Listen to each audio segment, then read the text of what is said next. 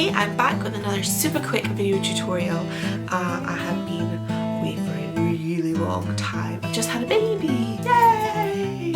I am just fitting into these dungarees. I'm lying, I'm not fitting into these dungarees at all. I just bent down and I've actually just ripped quite a significant hole in the thigh area. I know what you must be thinking, you don't have the baby from your thigh, but in the whole sort of baby growing process, there's a lot of eating. Today I am going to be pimping my Kallax, which is a super quick Ikea hack.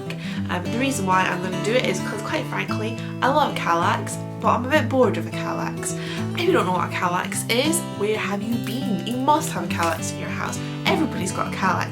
They're the really annoyingly useful boxes from Ikea. You know the ones, I'll show you in a minute, that they kind of take up quite a bit of space and they're not that attractive, but they're so useful. I think I have them in probably most of the rooms in this house. The Kallax in the office at the moment is super low down, and because there's not a huge amount of space in here, it kind of makes that area look a little bit cluttered and bulky. So the idea is that if we were to raise it a little bit with this super cool, super quick hack, then it would allow a lot more light to flow underneath it, through the room, and also look really stylish. I've just bent down and my trousers have ripped again. This isn't going well. I think I might lose these dungarees soon, and I don't know how much a patch will help it. This is pretty vain. I could have filmed this a different way, but I want to get me in it too. So here we have one standard Kallax unit on the ground. As it is, you can see it is so useful. It's got loads of stuff in it, and I could take this out and put all those boxes in. So it's, I mean, Ikea, you are a genius. It is such a versatile piece of furniture. However, it's far too low for that area. So I am going to raise it with some legs, and I'm going to show you how in a minute. For this hack, you will need the following items. QVT. 1 pack of capital legs from Ikea. Some sort of surface primer, like this Rust-Oleum one. Your choice of spray paint, suitable for metallic surfaces. I'm using Rust-Oleum Neon Green, but you can use anything you like. You'll need some sandpaper. Any sandpaper will do, really. I don't really remember why I took this picture, but this is what the legs look like. Okay, so this is the make bit, so check your hair first. You will need the sandpaper. Fold the sandpaper over a bit. Yep, just like that. A bit more. Okay, this doesn't bode well considering I'm struggling with the sandpaper. Okay. Sandpaper. Oh, there's a leg. Take the leg and sand it roughly. Don't have to do anything perfect, but just wanting a rough sand so you have something to grip. Oh, there's the leg again. So give it a wee clean after you have sanded it down to remove all the excess dust. This is the prime bit, so take your surface primer. This is the Rust-Oleum one. This is the one I'm using. Okay. Give it a good shake. Oh, check if it needs a shake first of all. Yes, it needs a shake. Give it a good shake. I am spraying outside because it would make such a mess inside. Genius, I'm using a tray to spray into. Take the lid off. If you can. Another quick shake. Take your leg, nice and clean, and give it a nice even spray with short bursts. I find is probably best. Spray, spray, spray, spray, spray, spray. Spray all 4 legs and also all parts that come in the pack. Try not to get it on your hands. It's probably best to wear gloves at this point. Hello, this is me with a glove, putting it on retrospectively. Clever. Leave your parts, legs, etc. to dry. So this is me having left them dry for however long I left them to dry for. Ta-da! Clever thing about the Ikea legs is that they come with this little protector bit, so if you keep them on while you're spraying, it protects the screw bit so you don't get any spray or paint in there, because you need that screw bit to be able to screw the legs on. That's the tray. Okay, so now we're going to do the actual colour. So give your spray paint a good shake if it says to do so, but it probably will say to do so. Shake, shake, shake, lots of shaking. And another quick look at the product I'm using. Again, it is Rust-Oleum, the neon green. Is it going to focus? Yep, that's it there. And that's the green again. Yeah, not quite a beauty blogger Tyrian. Another quick shake, why not? Quick shake for luck. Lid off, you know the drill. Back to our spraying. Make sure you don't spray too close to the legs or any product when you're spraying, because it will have little drippy bits. That's the technical term, drippy bits. So make sure you've got a good distance away, and again, short bursts for nice even coverage. Spray all 4 legs and all the sections that came with the pack, and leave to dry for however long it says to leave to dry for. You may need to do more than one coat. If so, then leave to dry in between coats. So I left those legs to dry overnight, and they have come up an absolute treat. I've only done 1 coat of the neon spray, and it's not perfect because I probably could have done a lot better job, but the coverage is pretty good, and it makes such a difference having the primer underneath. Honestly, it makes such a difference. Come up really smooth, and I just love them. They look so good. And because the leg attachments had the little covers already on them, I've not sprayed over the grooves. Now that won't affect the way they screw on.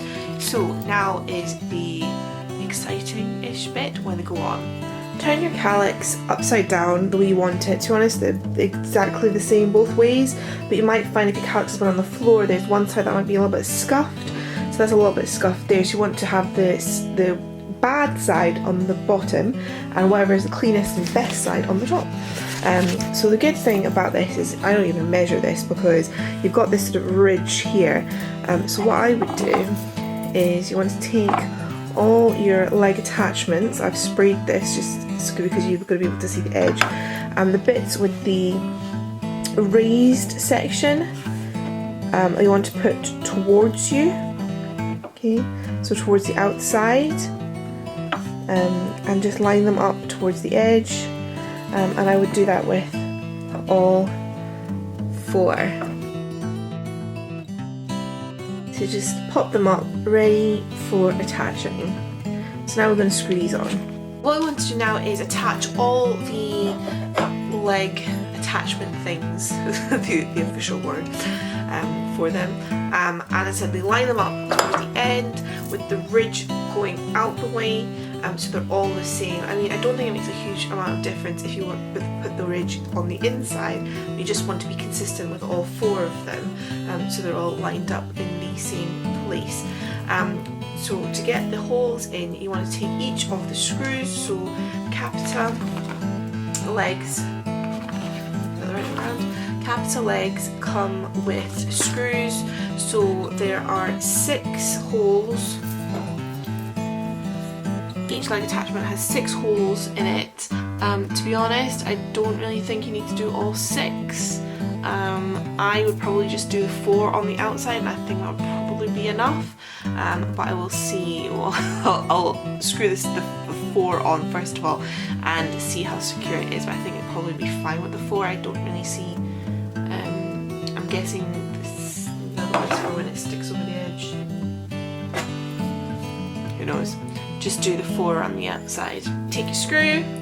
I would take a hammer, and you want to create a hole before you screw it in, otherwise it'll be pretty impossible. I have a screwdriver that I'm going to use for this as well, just to start them off to create the hole, and then I'll screw them all in once I've got them sort of halfway in. I'll finish off with a drill.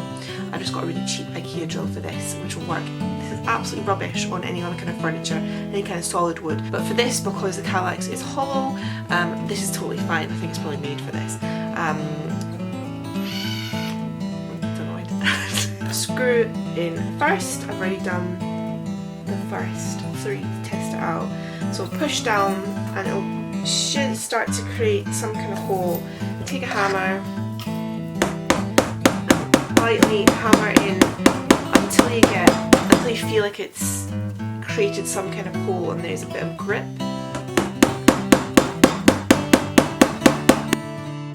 You want to be careful not to split the material. I take a screwdriver now and just create a bit more of a hole. It's not enough.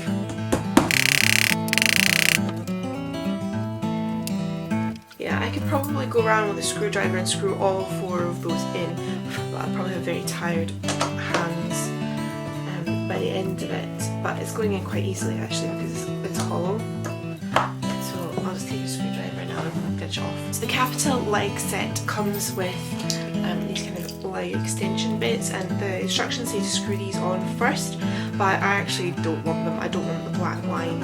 I'm not sure if you'll be able to see it or not, but I just want the straight green on green. So I'm just going to go around, and it's simply just a case of screwing each leg in. So I'll just do that.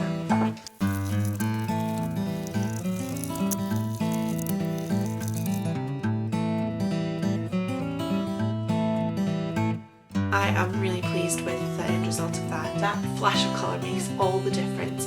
To be honest, I probably could have done with the longer legs from Ikea, because you do get the 2 different sizes in the capita legs. So the longer ones probably would have shown a bit more colour. However, I think that it would have raised up the unit far too much underneath the windowsill, because I wanted it to be able to still have cushions lined up, and it would have pushed it too far up. But yeah, I'm really pleased with that. You can obviously paint it any colour you like. You could have multicoloured legs. Even I did consider at one point doing striped legs, but I could not be bothered, so I will not be doing that. But yeah, I am really pleased with that. That's a pretty inexpensive way to make a bit of difference and give something a bit interesting in this room, raise it up a little bit, and have a flash of colour, obviously neon for me. But yeah, why not give it a shot?